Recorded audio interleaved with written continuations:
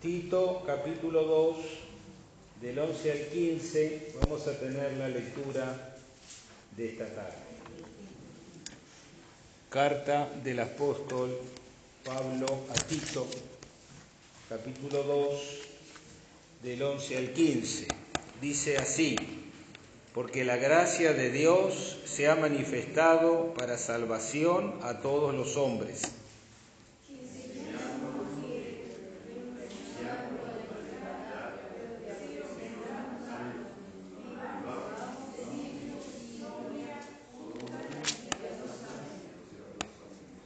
Guardando la esperanza bienaventurada y la manifestación gloriosa de nuestro gran Dios y Salvador Jesucristo.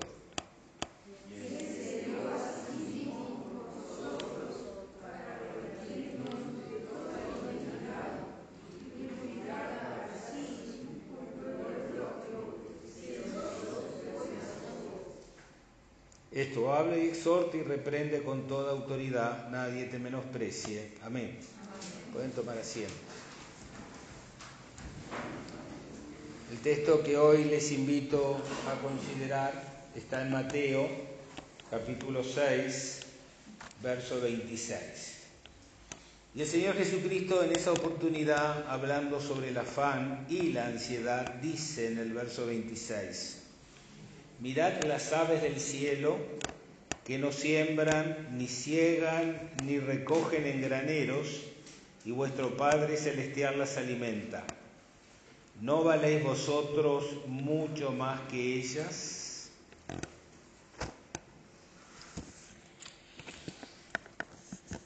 Uno de los grandes problemas es cómo dirigir nuestra vida.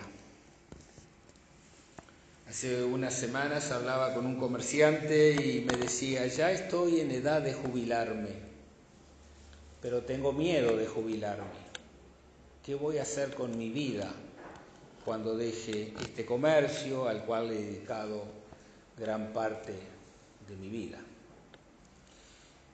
Y yo le decía: bueno, mire, las personas o nos planificamos o nos planifican. O usted hace un emprendimiento como el que ha hecho y se ha tenido que organizar, tener horarios, hacer presupuestos, tener la mercadería, tratar con el público. O entra en una empresa y allí le dan lo que se llama la descripción de trabajo, lo que se espera de usted, su rendimiento, su horario. Y todas esas rutinas terminan por darnos una estabilidad y una seguridad. Muchas veces cuando las personas se quejan porque, bueno, hay que trabajar mucho, yo siempre le decía a mis compañeros: estén felices, porque ustedes en vez de estar acá trabajando podrían estar en un hospital agonizando, podrían estar presos, pero ustedes están trabajando, tienen salud, tienen aliento, tienen respiración, de manera que den gracias a Dios que tienen un empleo en una época de incertidumbre, que tienen salud, que pueden cumplir. Al fin y al cabo, cuando Dios creó a Adán y Eva, les encomendó una tarea: crecer, multiplicar y sojuzgar al mundo. De manera que el hombre y la mujer tienen que hacer tareas. Y las rutinas nos ayudan a organizar el horario, a tener regularidad en nuestras actividades, y eso ayuda mucho al funcionamiento de la mente y ayuda mucho a la tranquilidad de la persona. La gente, ¿qué es lo que hace? Siembra, siega, recoge en graneros. La gente tiene ciertas regularidades, ciertos programas, ciertas planificaciones. La Biblia le dice al cristiano algo más. Si usted es cristiano, todo lo que usted haga de palabra o de obra, hágalo como para Dios. A mí el empleador me paga el sueldo y espera de mí cierto rendimiento, ¿verdad? Pero yo no trabajo para mi empleador. Si yo soy cristiano, trabajo para Dios. Y entonces esa tarea que estoy desempeñando en ese lugar, me paguen mucho, me paguen poco, el horario sea largo, sea corto, yo lo estoy haciendo para Dios y lo voy a hacer de la mejor manera, porque lo hago para Dios. Por eso en muchos lugares los directivos de actividades públicas o privadas me dicen, acá tenemos algunos funcionarios que son de la religión evangélica, usted sabe que son cumplidores, son rendidores, sí, no tengo dudas de que van a cumplir y a trabajar, porque están trabajando para Dios, no para usted. La gente a veces queda un poco impresionada por esa salida que no esperaba, pero ciertamente el que es de Cristo trabaja para Cristo en el lugar donde Dios lo ponga. Y lo puede poner en una gran fábrica o en un pequeño taller, en una empresa pública o en una empresa privada o en un emprendimiento por la cuenta, no importa qué tarea haga. Si usted la hace, va a dejar de ser un mediocre y va con su testimonio a mostrar que Dios ha hecho un cambio en su vida. Por eso las relaciones laborales, por más que se regulen, mejoran y cambian cuando las personas tienen a Dios en su corazón. Y acá lo que nos está diciendo Dios es que usted es importante para Él.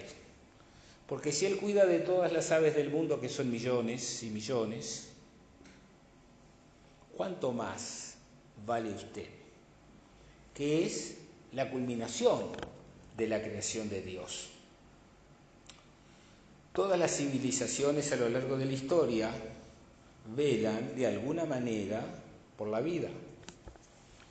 A medida que el hombre va avanzando, va desarrollándose y va legislando, las legislaciones buscan proteger la vida.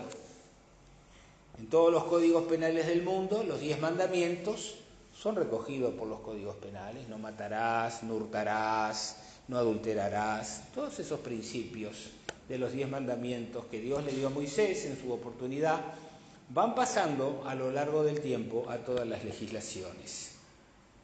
Y aunque en estos días uno ve ciertos retrocesos con respecto al valor de la vida, porque algunas legislaciones permiten el aborto, y para ahí no hay derechos humanos porque como están en silencio el feto se lo puede destruir, y como ahora están apareciendo en algunos países y quizás acá también aparezca en algún momento el tema de la eutanasia, de acelerar la muerte de una persona, que no es más ni menos que el suicidio asistido. En general, la legislación, en general los gobernantes, de alguna manera están obligados a proteger la vida. Y cada persona hace su esfuerzo para avanzar y tener más confort para hacerla agradable. Y lo que vemos continuamente es que las personas cuidan aquellas cosas que consideran valiosas. Si tiene una joya, si tiene el dinero, lo pone en un cofre forro en el banco, si tiene un auto, si tiene una casa. Las personas cada vez van desarrollando la cultura del seguro, de invertir dinero para cuidar aquellas cosas que consideran valiosas.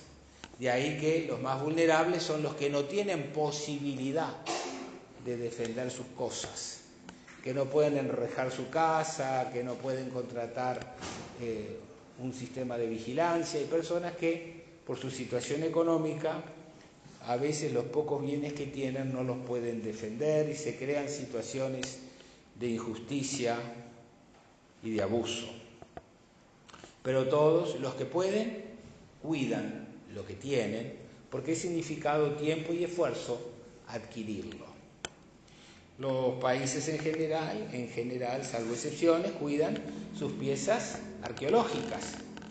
Usted va a países donde hay una carrera que es el de restaurador y hay personas que están restaurando los bienes arqueológicos de la nación. Hay verdaderos ejércitos de especialistas que se dedican a cuidar aquellas piezas arqueológicas que representan la cultura, que representan una tradición, que representan haber llegado a ciertos estadios de conocimiento. Y si a lo largo y ancho de la vida nosotros vemos la preocupación por el cuidado de las cosas materiales, por planificar, por dirigir, por alcanzar ciertas metas, y si vemos que Dios cuida de todas las cosas y también cuida de nosotros, porque hay un cuidado general que nosotros desconocemos y pareciera ser que a veces no pensamos en ello. el hecho de que las estaciones existen y se suceden. Cuán importante es para algo que todo el día con el celular, con la tablet, con la computadora olvidamos, y es el alimento. La tierra nos da alimento, y para que la tierra nos dé alimento, pues tendrá que llover y tendrá que hacer frío y tendrá que haber primavera para que renazcan los cultivos. Y Dios está dando a todo el mundo esa protección de que el mundo funciona con sus estaciones, con sus regularidades, para poder obtener el alimento que llevamos a la mesa.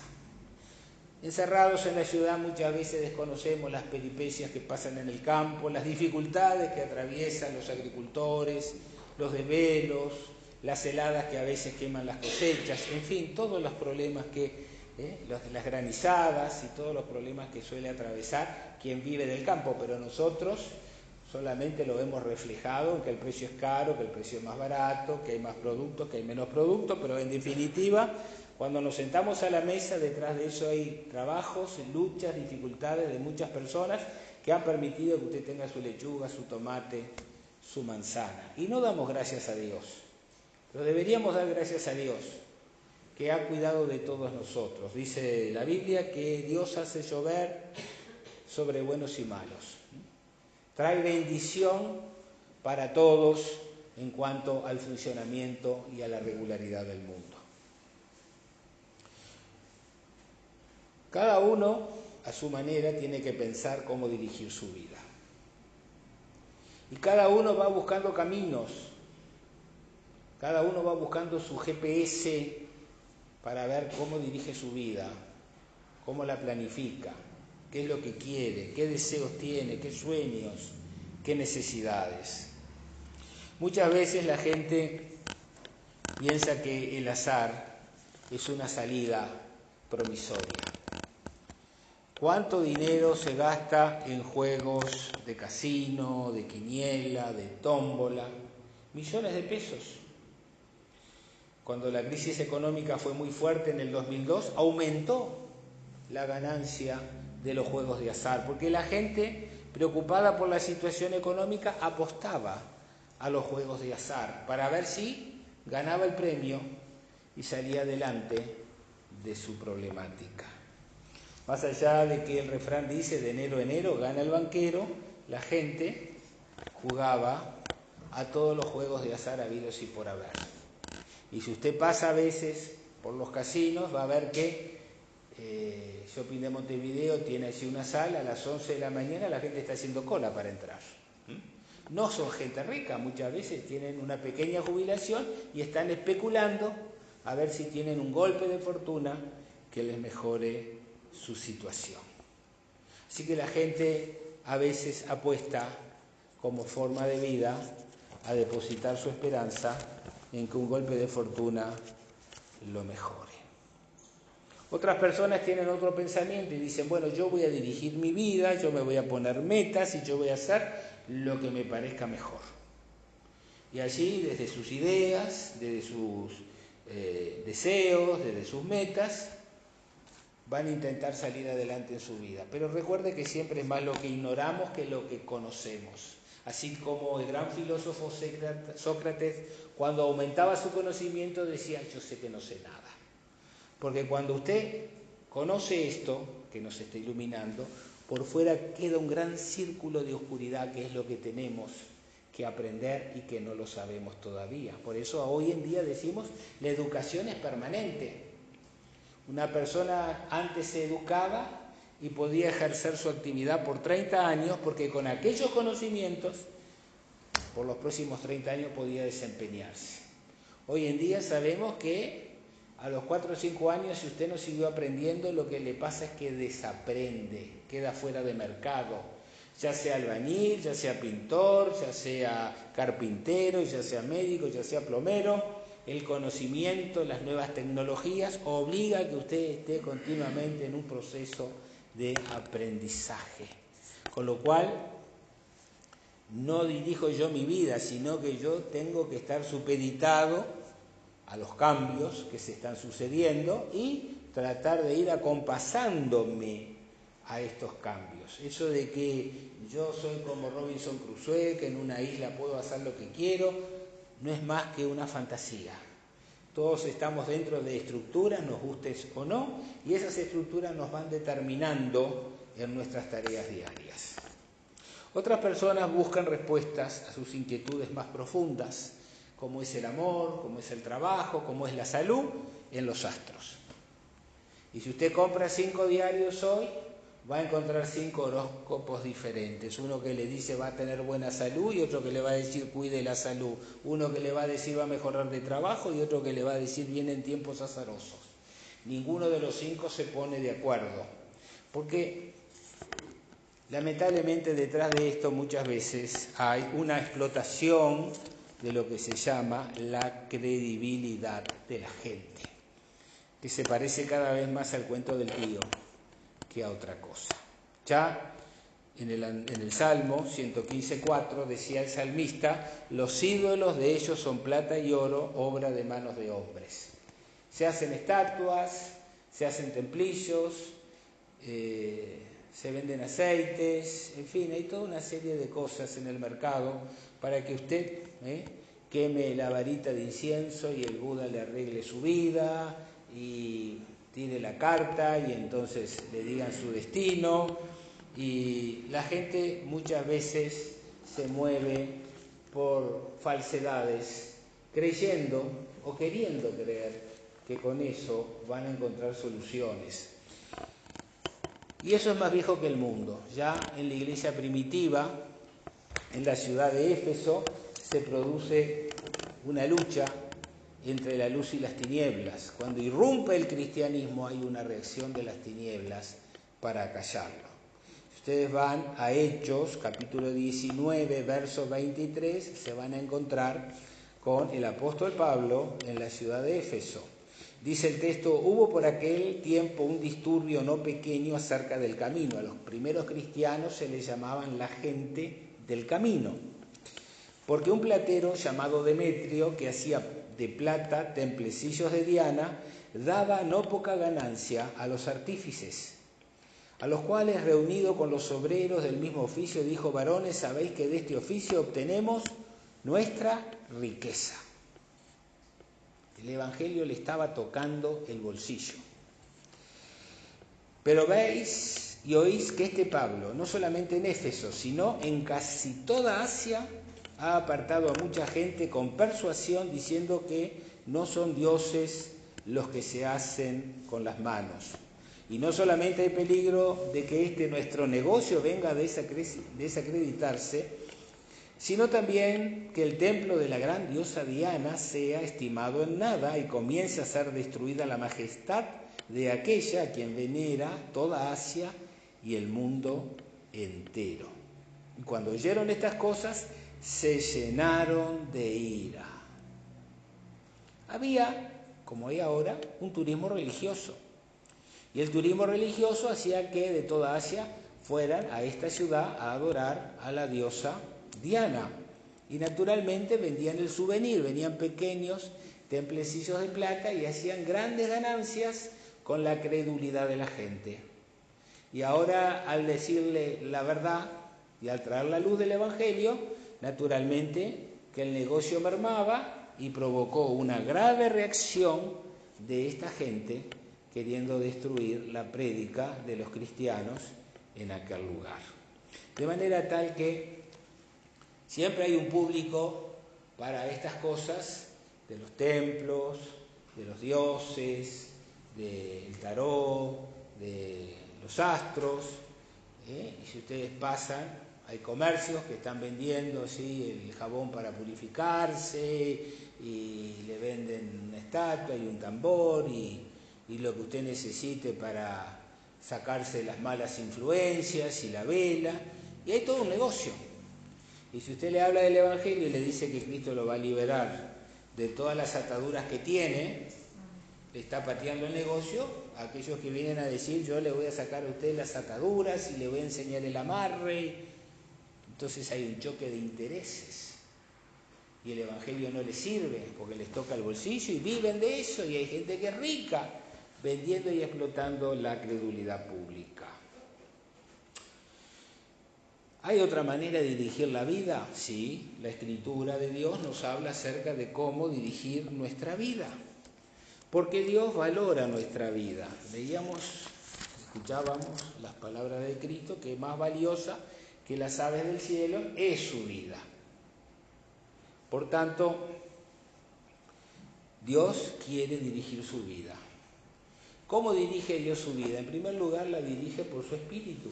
Fíjense, al principio de la Biblia, en Génesis 1:2, dice Génesis 1:2, y la tierra estaba desordenada y vacía, y las tinieblas estaban sobre la faz del abismo, y el Espíritu de Dios se movía sobre la faz de las aguas.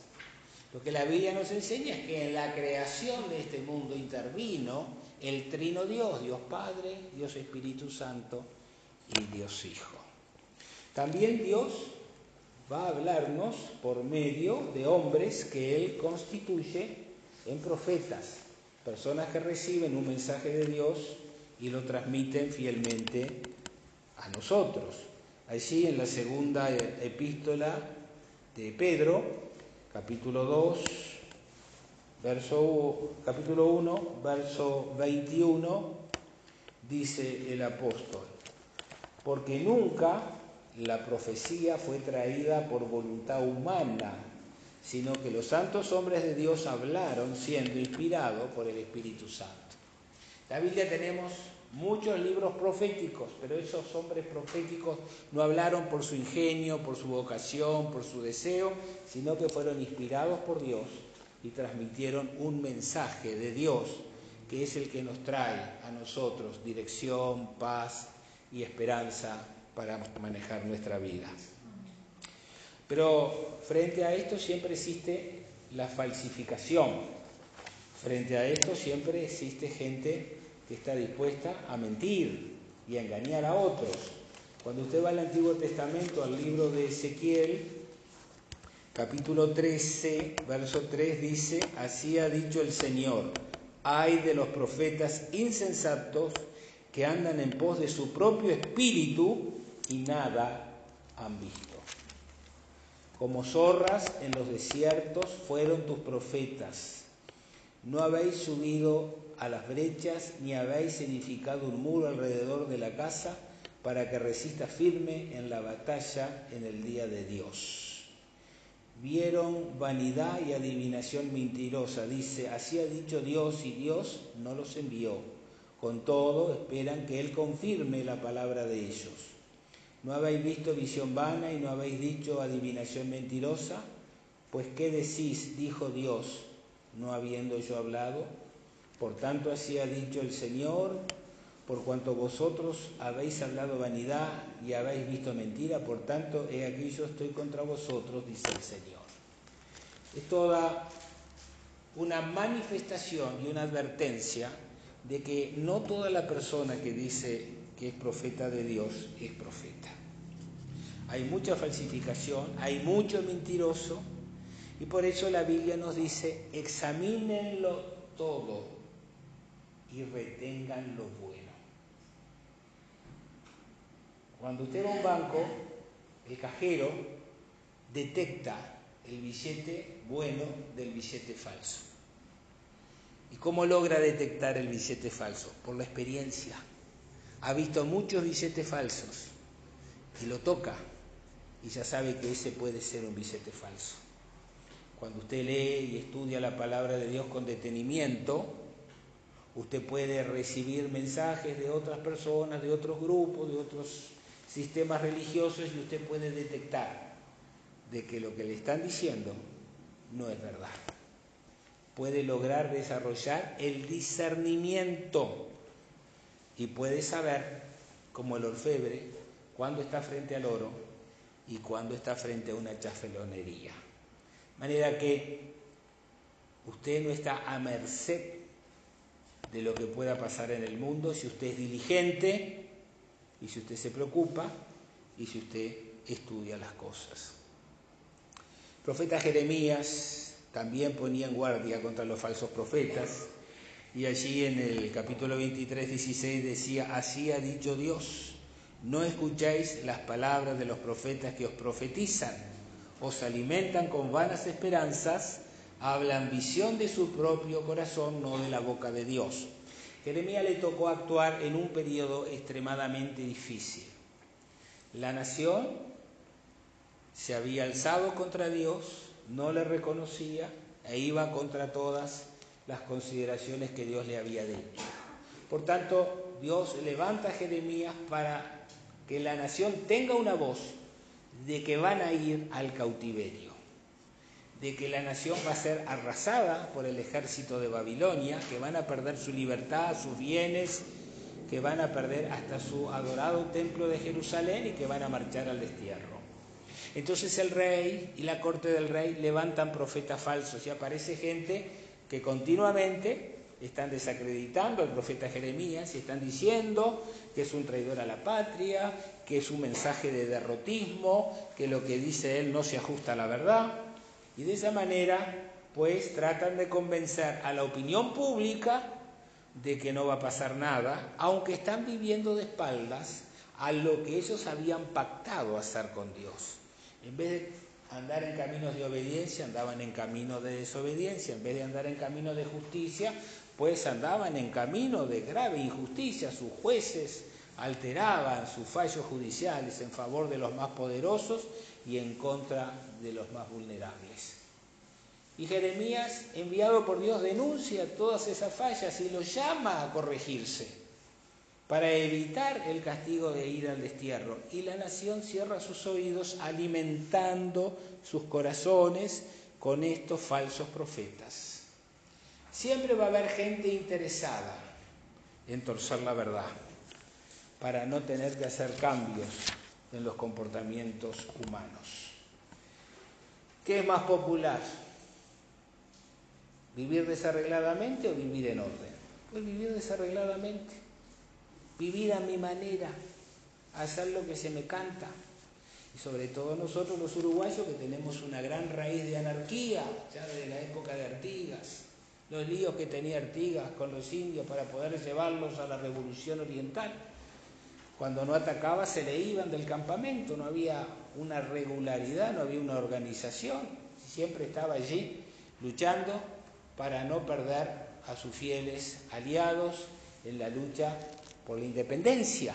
De manera tal que, de alguna manera, tenemos siempre un sentimiento de vivir por fuera de las normas, haciendo lo que nos gusta.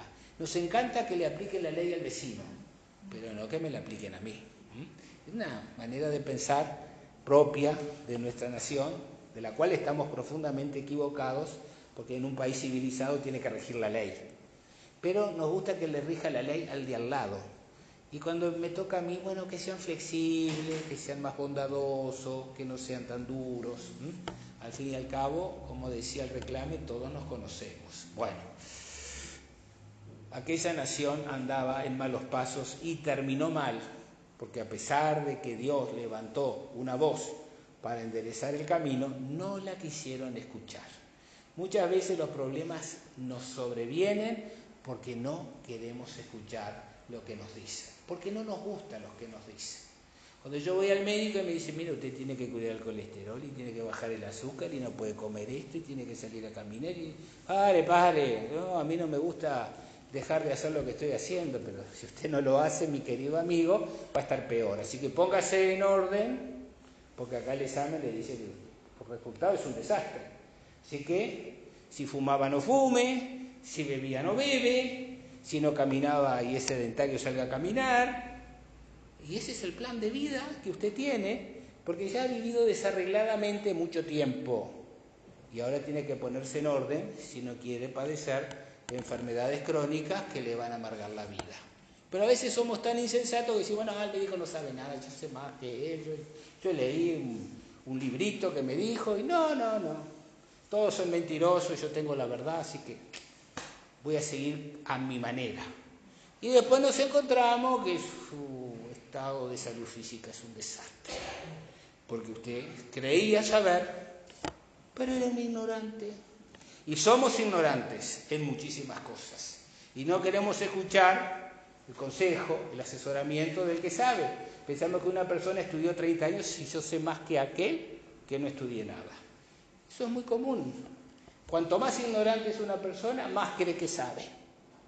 Y más discute con el que pasó toda su vida sabiendo. Bueno, tenemos que volver a ser sensatos. Tenemos que escuchar el consejo. Y entre los consejos que escuchamos, tenemos que escuchar por sobre todas las cosas el consejo de Dios, que fue el que nos hizo, el que nos creó, el que nos ha puesto sobre la tierra. Por eso Dios nos ha dado esto que llamamos su palabra. Palabra de Dios está para dirigirnos, para encaminarnos, para que nos vaya bien. Dios no quiere que a usted le vaya mal, quiere que le vaya bien. Y por eso le ha puesto todos sus consejos en las Sagradas Escrituras. La ignorancia siempre es un caldo de cultivo para el prejuicio, para el miedo, para la superstición, para vivir en un cautiverio. Muchas veces la ignorancia hace que usted viva desastrosamente. Una vez tenía un funcionario público que le habían hecho un sumario y lo habían, como es de estilo, pasado mientras duraba el sumario a una retención de los medios sueldos. Finalmente se resolvió que no había sanción, pero se olvidaron de que tenía que cobrar el sueldo.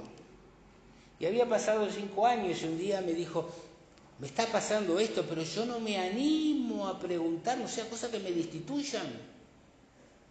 Y vivió durante muchos años cobrando la mitad del sueldo por miedo, por ignorancia, por desconocer sus derechos, por no consultar en ese caso a un abogado. Yo dije, no, usted tiene todo el derecho a cobrar todo su sueldo, aunque lo sancionen. Pasado el 6º mes, el Estado tiene que, o lo echa, o si lo deja en funciones, pues tiene que pagar todo el sueldo.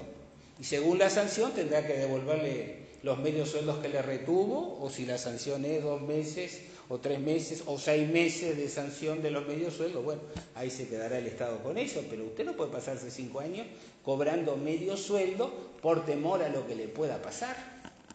Bueno, hay gente que vive en esa cautividad en muchas áreas de su vida. Por temor a, no pregunto. Por temor a, no hago. Por temor a, rechazo el consejo. Cuando usted va al Antiguo Testamento, al libro de Deuteronomio, capítulo 6, usted va a encontrar una serie de consejos que si lo aplicáramos hoy en día a las naciones serían buenos. Deuteronomio 6:1 dice, estos pues son los mandamientos, los estatutos y los decretos de vuestro Dios, que mandó que os enseñase, para que los pongáis por obra en la tierra en la cual pasáis vosotros para tomarla, para que temas a tu Dios, guardando todos sus estatutos y mandamientos que yo te mando, tú, tu hijo y el hijo de tu hijo, todos los días de tu vida. ¿Para qué? Para que tus días sean prolongados. ¿Te le gusta ser longevo? Pues haga caso al consejo de Dios. Oye pues y cuida de ponerlos por obra, para que te vaya bien en la tierra que fluye leche y miel, y os multiplicáis como te ha dicho Dios, Dios de vuestros padres. Oye, Israel, nuestro Dios, uno es, y amarás a tu Dios con todo tu corazón y de toda tu alma y de toda tu fuerza. Y si usted amara a Dios con todo su corazón, con toda su alma y con toda su fuerza, sus caminos serían prosperados. ¿Por qué me va mal? ¿Por qué tengo tantas dificultades? ¿Por qué tengo tantos problemas? ¿Por qué mi vida es un desastre? Y porque se ha olvidado de comenzar por el principio, buscar a Dios, respetar a Dios, amar a Dios y darle un lugar fundamental en su vida. Si usted hace eso, si usted pone primero a Cristo en su corazón, usted va a comenzar a ver paulatinamente o rápidamente, según las circunstancias, cambios en su vida. En los días de Jesús, Dios llamaba a través de su amado Hijo Jesucristo al orden, a la clase religiosa. La clase religiosa había trastocado todos los consejos de Dios, los había modificado conforme a sus ideas y había puesto cargas a la nación que ni ellos podían sobrellevarlas. Y frente a esto, Cristo simplemente le decía, ¿cómo leen? ¿Qué dicen las Escrituras? Vayan a leer todo de nuevo, vayan a repasar todos los conceptos que tienen que están errados y corríjanlo. Por muy excelentísimos líderes religiosos de la nación, corríjanse a través de la lectura de la palabra de Dios. Cuando usted lee la palabra de Dios, usted empieza a tener sabiduría para dirigir su vida. Cuando usted lee el Nuevo Testamento, sobre todo la carta de los apóstoles, de Pablo, de Pedro, de Juan, usted va a encontrar que en sus cartas es muy frecuente que utilicen expresiones como esta. Sabed esto, no quiero que ignoréis, estad firmes.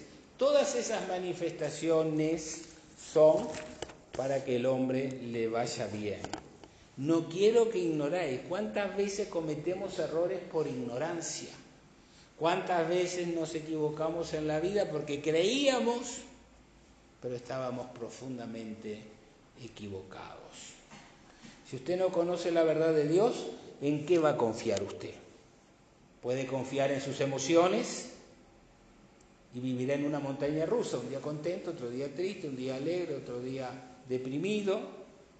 Si usted confía en la opinión de otra persona, si la persona sabe algo, podrá guiarlo, pero si no sabe nada, un ciego que guía a otro ciego, caen los dos en el mismo pozo, ¿verdad que sí?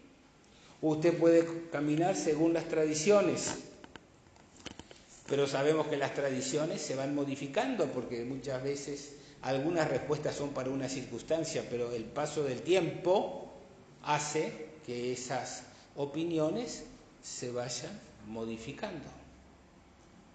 El conocimiento de la palabra de Dios, el conocimiento de la Biblia, la lectura de la Biblia, nos va a librar del error, nos va a librar del temor y nos va a librar de la superstición.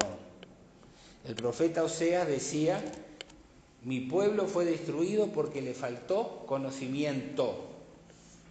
Muchas veces nosotros nos metemos en problemas porque no tenemos conocimiento. Y si no tengo conocimiento, pues tengo que ir al lugar donde me den conocimiento. Si yo no sé leer y escribir, pues voy a tener que ir a la escuela para que me enseñen a leer y escribir. Si yo no sé las normas básicas de la carpintería, pues tendré que ir a la UTU o a MAPAP o a algún lugar donde me den las nociones básicas para poder ser un buen carpintero. Y así sucesivamente, en todas las actividades, nosotros tenemos que aprender. Era tradición antes que las madres enseñaran a cocinar a sus hijas. Ahora tienen que enseñar a cocinar también a sus hijos, porque ahora, si no aprende la hija, tendrá que aprender el hijo, si no, habrá que ir a comer a la roticería. Entonces, el conocimiento se transmite de una generación a otra y de esa manera las personas pueden enfrentar mejor las dificultades. Si Dios no dirige su vida, perdóneme que le diga, usted creerá que va por un buen camino. El camino a la perdición es amplio y espacioso, dice el proverbio. A donde va Vicente va la gente, vamos todos, upa, upa, vamos, arriba, y de repente terminamos en un precipicio. Por tanto, tenemos que pensar bien quién dirige nuestras vidas. Nosotros hoy en día estamos rodeados por muchas personas que son dirigidas por falsos conocimientos. Unos ponen su confianza en el zodíaco, otro en el tarotista, otro en el ocultista, otro en falsos profetas, otros en la borra del café, otros en la lectura de la mano, y al final del día, pues hemos invertido tiempo, hemos invertido dinero, hemos invertido expectativas y hemos cosechado insatisfacción. El salmista en el Salmo 18 decía, mejor es confiar en Dios que confiar en el hombre. ¿Cuántas veces viene una persona y nos hace una promesa y después dice, las circunstancias cambiaron, no puedo cumplir la promesa, lo lamento mucho, arréglese como pueda? Esa es la confianza de los hombres. que quieren a veces, pero no pueden. Y otras veces dice que quieren y no quieren.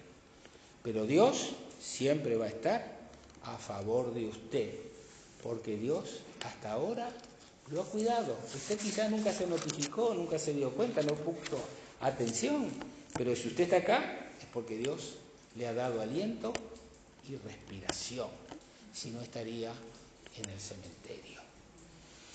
Los expertos en la vida en el monte dicen que si usted se encuentra perdido en un monte, no se deje dominar por el temor y salga corriendo hacia abajo.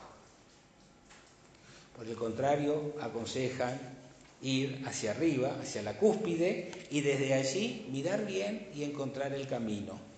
Así que cuando usted está perdido tiene dos opciones: caminar hacia abajo tratando de encontrar un camino por medio de filosofías huecas, de religiones, de ideologías, o la segunda opción es ir hacia arriba, mirar hacia arriba, buscar a Dios y encontrar el camino para su vida. Si usted quiere ver buenos días en sus vidas, busque a Dios. Dios nos ha hecho grandes promesas. En el Salmo 23 dice: en lugares de delicados pastos te haré descansar, junto a aguas de reposo te pastorearé.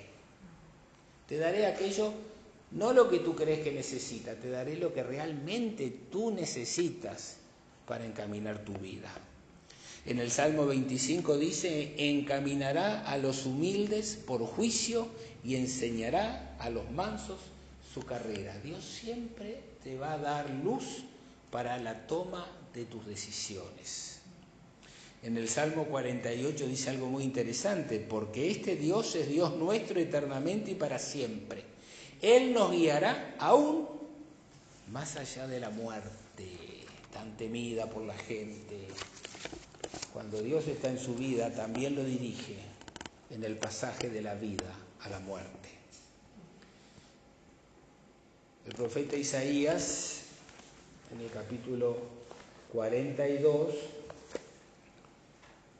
verso 16, dice: y guiaré a los ciegos por caminos que no sabían, les haré andar por sendas que no habían conocido, delante de ellos cambiaré la tiniebla en luz y lo escabroso en llanura. Estas cosas les haré y no los desampararé.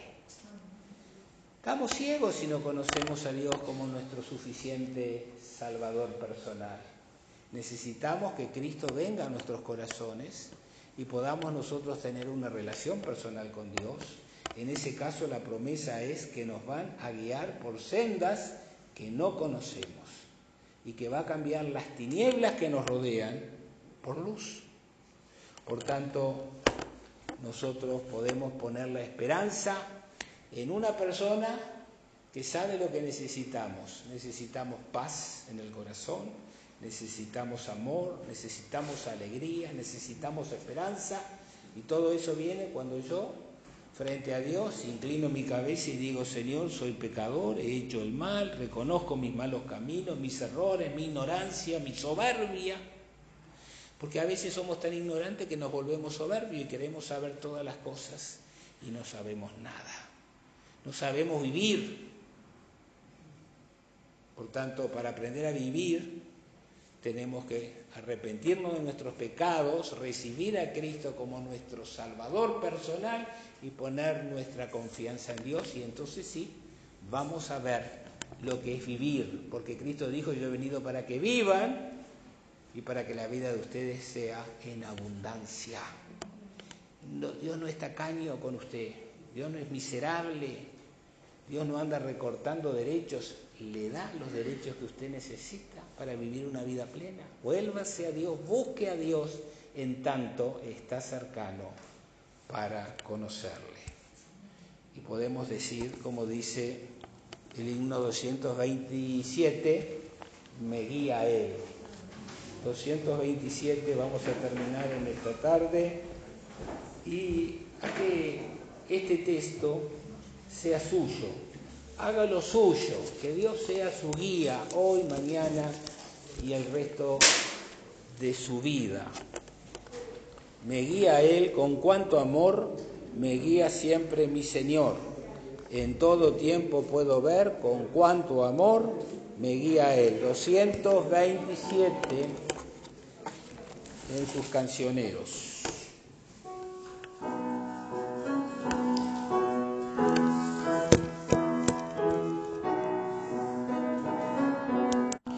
Y la carrera termina, el alba eterna al vislumbrar. No habrá ni duda ni temor, pues me guiará mi buen pastor. Me guía Él, con